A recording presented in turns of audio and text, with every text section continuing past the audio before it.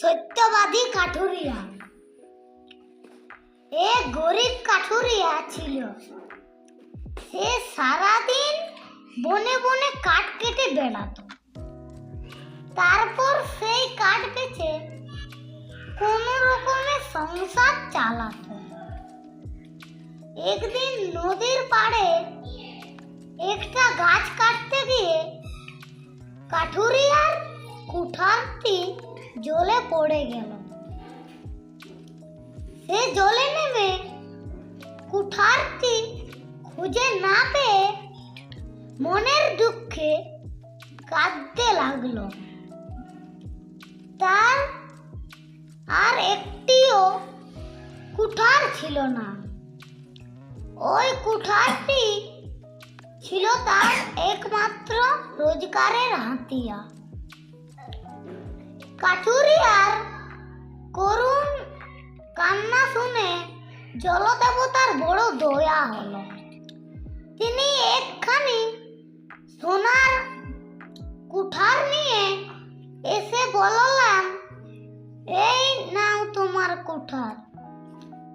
কাঠুরিয়া কুঠারটি দেখে বলল,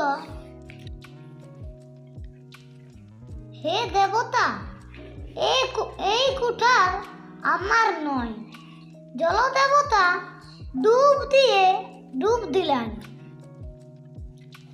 এবার একটা রূপোর কুঠার নিয়ে এসে বললেন, এটাই নিশ্চয় তোমার কুঠার। কাঠুরিয়া এবারেও জানালো এই কুঠারটিও তার কুঠার নয়। তখন জলদেবতা জলে ডুব দিয়ে কাঠুরিয়ার কুঠারখানা তুলে এনে দেখাতেই কাঠুরিয়া খুশি হয়ে হাত বাড়িয়ে বলল, এটাই আমার সেই কুঠার। জলদেবতা কাঠুরিয়ার সততা দেখে মুগ্ধ হয়ে হলেন এবং তিনটি কুঠার